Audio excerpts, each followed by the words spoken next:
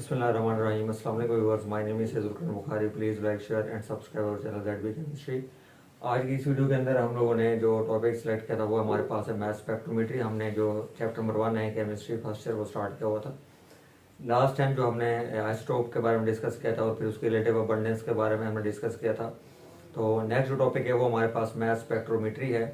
तो स्टूडेंट्स, हमारे पास सबसे पहले इसको डिस्कस करने से पहले हमें ये पता होना चाहिए आइसोटोप क्या है हमारे पास। उसके अलावा लास्ट टॉपिक में हमने रिलेटिव अबंडेंस के बारे में पढ़ा था कि रिलेटिव अबंडेंस ऑफ आइसोटोप हमारे पास क्या है। उसका भी हमें जो है थोड़ा सा कंसेप्ट लाजमी है इसके अंदर। अब देखेंगे हमारे पास मैथ स्पेक्ट्रोमेट्री जो है एक ऐसी टेक्निक है, एक ऐसा प्रोसेस है केमिस्ट्री के अंदर जिसमें हम लोग क्या करते हैं कि किसी भी जो हमारे पास डिफरेंट मैसेज होते हैं आइसोटोप्स ऑफ एन एलिमेंट हमारे पास, जैसे कि हमने नियोन की एग्जांपल ली थी। नियोन हमारे पास 20 है, 21 है, 22 है।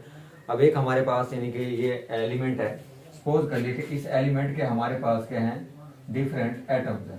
अब ये जो हमारे पास एलिमेंट है, सपोज कर लिए हमने तीन जो है इनको स्टडी किया था कि हमारे पास ये क्या है। सपोज कर लिए कि एटम 1 है हमारे पास, फिर हमारे पास क्या एटम 2 है और ये हमारे पास क्या एटम 3 है। अब हमने अगर इन तीनों के क्या करने हैं, एटॉमिक मैसेज को फाइंड आउट करना है, एटॉमिक मैसेज को फाइंड आउट करना है और इनकी रिलेटिव अबंडेंस को मालूम करना है कि हमारे पास ये जो आइसोटोप्स हैं ये कितनी इनकी रिलेटिव अबंडेंस है इस नेचर के अंदर। तो हम लोग कौन सी टेक्निक का इस्तेमाल करते हैं, मैथ स्पेक्ट्रोमेट्री का इस्तेमाल करते हैं। अब देखेंगे जैसे हमने लास्ट टाइम जो एग्जांपल स्टडी की थी वो हमारे पास नियोन 20, 21 और 22 था हमारे पास। जैसे कि हम यहाँ पे बात करते हैं कि नियोन हमारे पास क्या था, तीन इसकी थी, 20 हमारे पास क्या था, 21 था और क्या था, 22 था। अगर हम लोग इनका रिलेटिव अबंडेंस मालूम करना चाह रहे हैं तो हम लोग क्या करेंगे, मैथ स्पेक्ट्रोमेट्री का इस्तेमाल करेंगे। ठीक है। अब उसके बाद जैसे कि हमारे पास एटॉमिक मास है लाइक दिस, हाइड्रोजन का हमारे पास क्या 1.008 AMU। उसके बाद हम ऑक्सीजन की बात करते हैं, इसका एटॉमिक मास हमारे पास क्या है 16 AMU। अब ये हमारे पास एटॉमिक मास है। आखिर किसी न किसी तरह इसको डिटरमाइन तो किया गया होगा ना, तो उसको डिटरमाइन करने के लिए ये मैथ स्पेक्ट्रोमेट्री जो टेक्निक है इसका इस्तेमाल किया गया। अब देखेंगे सबसे पहले हम लोग यहाँ पर डिस्कस करेंगे कि मैथ स्पेक्ट्रोमीटर हमारे पास होता क्या है। कि हमारे पास mass spectrometer is a instrument which is used to determine the mass of different isotopes of an element। कि हमारे पास किसी भी एलिमेंट के अगर हमारे पास उसके डिफरेंट आइसोटोप्स हैं, 2 हैं, 5 हैं, 11 हैं, तो उनके सबका जो डिफरेंट हमारे पास एटॉमिक मास आया है उनके आइसोटोप्स का जो एलिमेंट है हमारे पास उनको हमें मालूम करने के लिए हमें क्या करना पड़ेगा, मैथ स्पेक्ट्रोमीटर का इस्तेमाल करना पड़ेगा।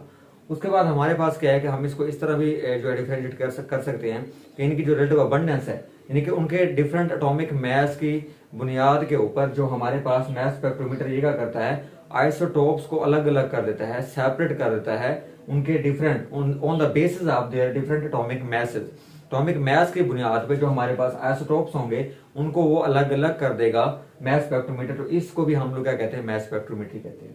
अब उसके बाद हमारे पास क्या है, इसकी दो टाइप्स है हमारे पास मैथ स्पेक्ट्रोमीटर की। कौन कौन सी है, एक हमारे पास एस्ट्रॉन मैथ स्पेक्ट्रोमीटर है और एक हमारे पास क्या है, डेम्पेस्टर मैथ स्पेक्ट्रोमीटर है।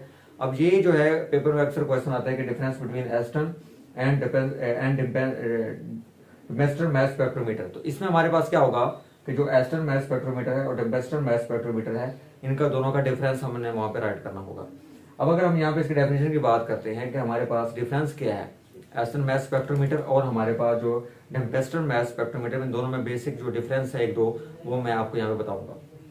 स्टूडेंट्स, यहाँ पे अगर हम बात करें जैसे कि हमारे पास जो ओल्ड बात करते हैं, हम यहाँ से आज से 10 साल 15 साल पीछे बात करें तो हमारे पास जो ओल्ड वर्जन थे, जैसे हम नोकिया मोबाइल की बात कर लेते हैं, एग्जाम्पल ले लेते हैं, तो वो हमारे पास क्या था, ओल्ड वर्जन थे। यानी कि उनको हम ज्यादा उनमें व्हाट्सएप यूज नहीं कर सकते थे, सोशल मीडिया हम जो एप्स आजकल यूज कर रहे हैं हम वो इस्तेमाल वहाँ पे नहीं कर सकते क्योंकि वो सिंपल डिवाइसेस थी सिर्फ कॉल वगैरह या मैसेज वगैरह करने के लिए।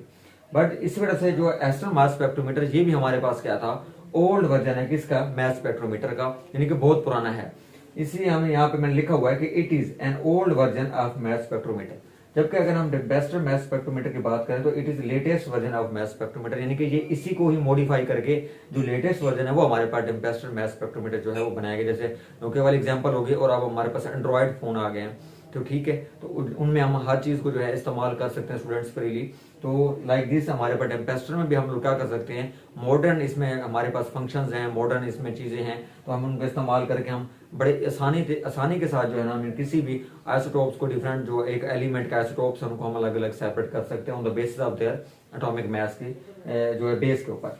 उसके बाद जो एसिड मास स्पेक्ट्रोमीटर है, स्टूडेंट देखेंगे हमारे पास जो मैटर है इसकी बेसिक जो हमारे पास फॉर्म है वो बताया हो कि मैटर जो है 3 हालतों में पाया जाता है। हमारे पास कौन कौन सी है? सॉलिड है हमारे पास सेकंड वन क्या है? लिक्विड है, और थर्ड वन हमारे पास क्या है? गैस है। अब देखिए कि हमारे पास ऑलमोस्ट जो है 80% की हम बात करते हैं, 80% हमारे पास जो गैस है, यानी कि उसको हम लोग क्या कर सकते हैं इसके जरिए जो एसिड मास स्पेक्ट्रोमीटर में, इसमें सिर्फ हम गैस फेज को इस्तेमाल कर सकते हैं। यानी कि अगर कोई हमारे पास एलिमेंट है, अगर वो गैस फेज में मौजूद है, तब हम क्या कर सकते हैं उसको इस इंस्ट्रूमेंट को एज अ मास स्पेक्ट्रोमीटर के तौर पर हम इसको इस्तेमाल कर सकते हैं टू आइडेंटिफाई द किस चीज को हम लोग which are present in the gas phase, जो हमारे पास गैस फेज में मौजूद होंगे। बट जो हमारे पास टेम्पेस्टर मास स्पेक्ट्रोमीटर है, इसमें सिर्फ हम गैस को नहीं बल्कि हमारे पास अगर कोई एलिमेंट सॉलिड में है तो हम उसको भी इस्तेमाल करके हम इसको जो है मास स्पेक्ट्रोमीटर में इस्तेमाल कर सकते हैं। क्योंकि आपको अच्छे से पता है कि हमारे पास जो मोस्टली जो मेटल्स हैं, ये जो मोस्टली जो एलिमेंट्स हैं पेट्रोल के देखें तो गैस फेज में ज्यादा पाए जाते हैं। तो इसी वजह से हमारा 80% जो हमारे पास हम इसमें उसको फाइंड आउट कर सकते हैं। लेकिन अगर आपके पास कोई एलिमेंट सॉलिड फॉर्म में आ गया, लिक्विड फॉर्म में आ गया, तो वो हम इसमें यूज नहीं कर सकते क्योंकि ये हमारे पास ओल्ड वर्जन है और ये सिर्फ यहाँ तक है महदूद है। बट जो हमारे पास टेम्पेस्टर मास स्पेक्ट्रोमीटर है, इसमें हम लोग सॉलिड स्टेट को भी फाइंड आउट कर सकते हैं। अब इसको जिसने यानी कि जो फाइंड आउट किया था, जैसे सबसे पहले जो है एस्टन मास स्पेक्ट्रोमीटर जो बनाया था, वो हमारे पास क्या थे? विलियम एस्टन जो है साइंसदान थे, और ये हमारे पास जो जे थॉमसन उनके स्टूडेंट थे। उसके बाद क्या हुआ 1918 के अंदर हमारे पास जेफरे टेम्पेस्टर ने जो है सबसे पहले जो एस्टन मास स्पेक्ट्रोमीटर था उसको जो है मॉडिफाइड किया था, और उसकी जो मॉडिफाइड फॉर्म है वो हमारे पास उन्होंने अपने नाम पे इसको रखा था टेम्पेस्टर मास स्पेक्ट्रोमीटर। नेक्स्ट स्टूडेंट हमारे पास जो इस टॉपिक का जो इम्पोर्टेंट हमारे पास हिस्सा है उसकी तरफ आते हैं कि हमारे पास इसके बेसिक कंपोनेंट्स कौन कौन से। अगर हम इसकी बात करें कि हमारे पास कंपोनेंट्स ऑफ मास स्पेक्ट्रोमीटर कौन कौन से हैं, स्टूडेंट देखें कि हमारे पास यहाँ पर क्या है, ये मैंने यहाँ पर डायग्राम ड्रा की, ये हमारे पास क्या मास स्पेक्ट्रोमीटर की क्या है हमारे पास डायग्राम है। अब देखें कि हमारे पास यहाँ पर देखा जाए तो ये हमारे पास एक ट्यूब लाइक जो स्ट्रक्चर लिया गया है। उसके बाद यहाँ पे क्या है, हमारे पास इनलेट जो है यहाँ पे दिया गया है। यानी कि अगर हमारे पास जो सैंपल होगा या जो हमारे पास क्या होगा गैस फेज के अंदर जो भी हमारे पास होगा, यहाँ पर हमारे पास क्या होगा, एक चैम्बर होगा जिसको आप लोग कहेंगे हमारे पास क्या है आयोनाइजेशन यानी कि चैम्बर कह सकते हैं, या वेपोराइजेशन चैम्बर यहाँ पर हमारे पास लगा होगा। ठीक है स्टूडेंट, वेपोराइजेशन चैम्बर हम यहाँ पे क्यों लगाते हैं? देखिए अगर हमारे पास कोई मटेरियल है वो हमारे पास या लिक्विड में है या हमारे पास सपोज कर सॉलिड के अंदर है, तो सबसे पहले हमें इसको क्या करना पड़ेगा, गैस फेज में इसको कन्वर्ट करना पड़ेगा। तो यहाँ पर इसी वजह से यहाँ पर क्या लगा होता है, हमारे पास वेपोराइजेशन चैम्बर लगा होता है। अगर सपोज कर ले कि हमारे पास पहले से वो गैस फेज में मौजूद है कोई भी जो एलिमेंट है, तो फिर हमें यहाँ पर वेपोराइजेशन जो चैम्बर है वो हमारा इतना इस्तेमाल नहीं होगा। उसके बाद नेक्स्ट देखेंगे हमारे पास यहाँ पर आयोनाइजेशन चैम्बर का जो ये जो पार्ट है इसको हम लोग कहते हैं आयोनाइजेशन चैम्बर। अब यहाँ पर देखेंगे हमारे पास एक फिलामेंट लगाएगा, लाइक दिस हम इसको हीटर भी कह सकते हैं। देखा होगा आपने अक्सर जो 100 वाट वाले जो स्टूडेंट्स बल्ब होते हैं उनके अंदर देखा होगा आपने एक जो फिलामेंट लगा होता है, जब आप लाइट ऑन करें तो वो जलना शुरू हो जाता है। ठीक है, तो ये वही फिलामेंट है हमारे पास। अब यहाँ पर क्या करेगा, इसको ये नेगेटिव टर्मिनल के साथ क्या होगा अटैच होगा, यानी कि इसके ऊपर नेगेटिव चार्ज आएगा। ठीक है, उसके बाद यहाँ पर हमारे पास क्या है, एक पॉजिटिव जो है बैटरी के साथ कनेक्ट किया गया है, एक पॉजिटिव टर्मिनल यहाँ पे लगाया जाएगा। उसके बाद यहाँ पे देखेंगे हमारे पास जैसे ही हम इसमें से जो इसको ऑन करेंगे तो हमारे पास क्या होगा कि ये नेगेटिव चार्ज यानी कि लाइक जो हमारे पास कैथोड रेज है वो यहाँ पे जनरेट होंगे।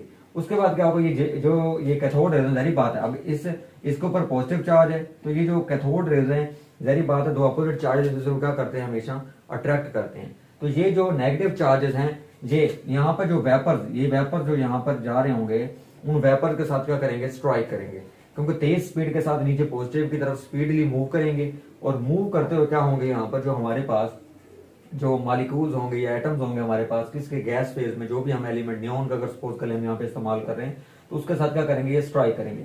उसके बाद हमारे पास क्या स्टूडेंट, जैसे ये स्ट्राइक करेंगे, अगर हम यहाँ पे बनाते हैं कि हमारे पास ये एक हमारे पास न्यूक्लियस हो गया एटम का, ये हमारे फर्स्ट सेल है, हमारे पास ये सेकंड सेल है, यहाँ पे हमारे पास क्या है 2 इलेक्ट्रॉन है, यहाँ पर हमारे पास क्या है सपोज कर लिए 8 इलेक्ट्रॉन है। हम यहाँ पे बात कर रहे हैं नियॉन की बात कर लेते हैं। अब जैसे ही हमारे पास क्या होगा कि जो नेगेटिव इलेक्ट्रॉन है या कैथोड है ये आकर स्ट्राइक करेगा, ये यहाँ पर क्या करेगा, अब ये यहाँ से खुद भी निकलेगा और जो साथ दूसरा इलेक्ट्रॉन है एटम का उसको भी यहाँ से निकालेगा, यानी कि ये यहाँ से खुद भी रिमूव करेगा और इस इलेक्ट्रॉन को भी यहाँ से निकाल देगा। अब जब ये वाला यानी कि फास्ट मूविंग इलेक्ट्रॉन नीचे आ रहा था और इसने क्या किया, जो वेपर जा रहा था उस वेपर के साथ स्ट्राइक किया और उसको टकराने के बाद क्या किया, इसने वहां से भी इलेक्ट्रॉन को निकाला जब ये यहाँ से इलेक्ट्रॉन को निकालेगा तो जाहिर बात है इसके ऊपर चार्ज कौन सा आ जाएगा, यानी कि पॉजिटिव चार्ज आ जाएगा हमारे पास। यानी कि ये हमारे पास क्या बन गया, अब आयन बन गया है, यानी कि जिसको हमने नाम इसी वजह से यहाँ पे दिया है कि इस पार्ट के अंदर हमारे पास आयन्स बनते हैं। तो ये हमारे पास क्या है, यहाँ पे आयोनाइजेशन चैम्बर का नाम दिया गया है कि इसी चैम्बर के अंदर जो हमारे पास गैस के मॉलिक्यूल्स होते हैं वो आयन्स में कन्वर्ट होना शुरू हो जाते हैं। अब ये ऐसा क्वेश्चन ये कि क्या ये सब मॉलिक्यूल्स के साथ होगा, यानी कि अगर फर्स्ट कर यहाँ पे 100 मॉलिक्यूल्स आ रहे हैं एट द सेम टाइम के ऊपर, क्या 100 के 100 जो हमारे पास एटम्स होंगे, मॉलिक्यूल्स होंगे, सारे के सारे आयन्स में कन्वर्ट होंगे? नहीं, ऐसा नहीं होता, बल्कि हमारे पास मोस्टली 5% कह लेंगे, 2 से 5 मॉलिक्यूल जो होंगे वो उनमें से क्या होगा, ये आयन्स में कन्वर्ट होंगे और ये क्या होंगे उसके बाद आगे की तरफ जाएंगे। अब देखेंगे हमारे पास नेक्स्ट यहाँ पे एक जालीनुमा ये आपको नजर आ रहा है जिसको आप लोग कहते हैं एक्सेलरेटिंग इलेक्ट्रोड, एक्सेलरेटिंग इलेक्ट्रोड। अभी यहाँ पर हम इस वजह से लगाते हैं और इसके ऊपर नेगेटिव चार्ज होता है। अब देखेंगे जैसे ही आयंस के ऊपर पॉजिटिव चार्ज आ जाएगा, इसके ऊपर भी पॉजिटिव चार्ज आ गया, सपोज करें इसके ऊपर भी पॉजिटिव चार्ज आ गया, इसके ऊपर भी पॉजिटिव चार्ज आ गया, यानी कि जिसके साथ वो टकराएंगे वो हमारे पास जो इलेक्ट्रॉन्स आ रहे हैं, कैथोड रेज आ रही हैं, वो पॉजिटिव चार्ज हो जाएंगे। अब यहाँ पर देखें कि हमने यहाँ पर ये लगाया हुआ है नेगेटिव चार्ज, एक प्लेट लगाई हुई जिसको आप लोग एक्साइटिंग जो है इलेक्ट्रोड कहते हैं, इसकी जालीनुमा जो है शक्ल होती है। अब क्या होगा कि ये जो हमारे पॉजिटिव चार्ज हैं ये तेजी के साथ मूव करना शुरू करेंगे, क्योंकि हमने यहाँ पर जो है करंट देंगे, अप्लाई करेंगे, यानी कि 500 से लेकर 2000 वोल्ट तक जो हम इसको यहाँ पर क्या करेंगे, इसके ऊपर इलेक्ट्रिक चार्ज होगा हमारे पास। अब देखेंगे जैसे ही हम यहाँ पे जर देंगे ताकि ये फुल स्पीड के साथ है, जैसे ही यहाँ पर हम इसको इलेक्ट्रिक फील्ड अप्लाई करेंगे, इलेक्ट्रिक करंट अप्लाई करेंगे वोल्ट के इस वोल्टेज के हिसाब से, तो जो पॉजिटिव आयन है ये तेजी के साथ गुजरना जो है स्टार्ट कर देंगे इस जाली के अंदर से या एक्सीलरेटिंग इलेक्ट्रोड में से।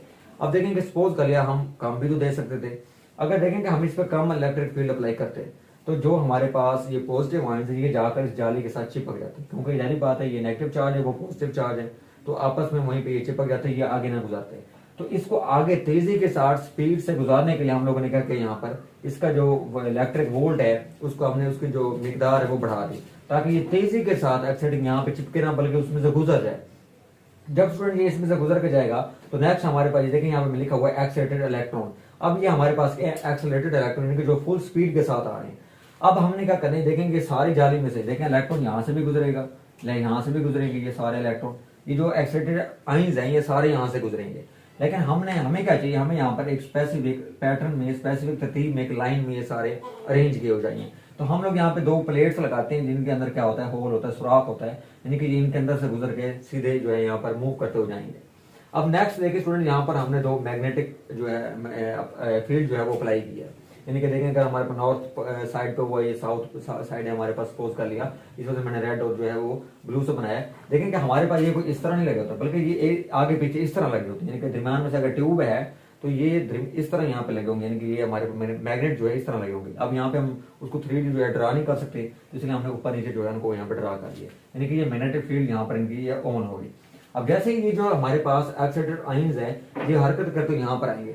अब देखें कि यहाँ पर सबसे इंपॉर्टेंट जो हमारे प्लेस है वो ये वाली है कि जब ये हमारे पास मैग्नेटिक फील्ड के अंदर से गुजरेंगे तो मैग्नेटिक फील्ड का काम क्या होगा स्टूडेंट, जैसे ही इसके अंदर से गुजरेंगे मैग्नेटिक फील्ड क्या काम करती है, देखेंगे अब इसके अंदर नियोन के अंदर से जो आ रहे हैं, अब इसका आइसोटोप 20 वाले भी होंगे, इसके अंदर 21 वाले भी होंगे, 22 वाले भी होंगे। अब क्या वो सारे के सारे एक लाइन में सारे के सारे को गुजरने देगी? नहीं, ऐसा नहीं होगा, बल्कि ये क्या करेंगे, अब जारी बात है उनका एटॉमिक मास डिफरेंट ही होगा, तो ये क्या करेंगे, ये उनको डिफ्लेक्ट कर देगी डिफरेंट पाथ के ऊपर, यानी कि जो सपोज कर लिया 20 वाले हैं तो हमारे पास वो इस पाथ के ऊपर डिफ्लेक्ट होकर, सपोज कर लिया ये 21 वाले हो गए, ये हमारे पास 22 वाले हो गए, यानी कि उनको डिफरेंट पाथ के अंदर क्या कर देंगे, ये रोटेट कर देगी, कर्व कर देगी। मैग्नेटिक फील्ड का ये इंपॉर्टेंट काम है यहाँ पर। उसके बाद देखें नीचे लास्ट में हमारे पास क्या लगा होता है, डिटेक्टर लगा होता है। ये जो रेज हैं, जो हमारे पास एक्सीडेंट आयंस की जो रेज आ रही थी, ये इस डिटेक्टर के ऊपर जाकर गिरेगी और डिटेक्टर हमें क्या करेगा, जो हमारे पास आगे स्पेक्ट्रोमीटर होगा वो आगे उसको हमें ड्रा करके देगा एम्पलीफायर के जरिए। डेटा जो हमारा आएगा कि इतने जो हमारे पास रेशियो है इस नियोन के अंदर 20 वालों की है, इतनी रेशियो हमारे पास जो रेट ऑफ अबंडेंस है 21 वाले की है, इतना एटॉमिक मास वाले, इतने हमारे पास जो है ये एलिमेंट या आइसोटोप पाए जाते हैं। तो ये था इसका, यानी कि जो है वो बेसिक फंक्शन था। अब देखेंगे हमारे पास यहाँ पर इसके कंपोनेंट कौन कौन से स्टूडेंट, लेकिन सबसे पहले हमारे पास क्या वेपोराइजिंग चैम्बर है, मैंने यहाँ पे बताया कि वो यहाँ पर लगा हुआ, यानी कि अगर हमारे पास कोई मटेरियल है, जैसे मैंने बताया हमारे पास क्या है वो सॉलिड में है या लिक्विड में, तो सबसे पहले हम उसको गैस फेज में क्या करेंगे, कन्वर्ट करेंगे, तो वेपोराइजिंग चैम्बर क्या होगा, इस्तेमाल होगा। नेक्स्ट देखिए हमारे पे यहाँ पे क्या था, आयोनाइजेशन चैम्बर, यानी कि आयोनाइजेशन होती क्या है, आयंस बनाने का जो अमल है, यानी कि यहाँ पे जो मालिक्यूल्स आ रहे थे गैस के उसको आइंस में क्या करेंगे, यहाँ पे कन्वर्ट करेंगे। लाइक दिस हमारे पास इलेक्ट्रॉन जब टकराएंगे, मैंने बताया एक इलेक्ट्रॉन खुद भी निकल जाएगा और दूसरे के उसी एटम के दूसरे इलेक्ट्रॉन को भी निकाल के ले जाएगा, तो उसके ऊपर पॉजिटिव चार्ज आएगा। नेक्स्ट हमारे पास क्या इलेक्ट्रिक फील्ड यहाँ पे अप्लाई की थी हमने। नेक्स्ट हमारे पास क्या है, मैग्नेटिक फील्ड अप्लाई की थी। नेक्स्ट हमारे पास देखें वहां पर डिटेक्टर लगा हुआ है, और क्या चीज है यहाँ पर एम्पलीफायर लगा होगा। और नेक्स्ट क्या हमारे पास रिकॉर्डेड डेटा है जो क्या करेगा, डाटा को रिकॉर्ड करके हमें जो है वो प्रोवाइड करेगा।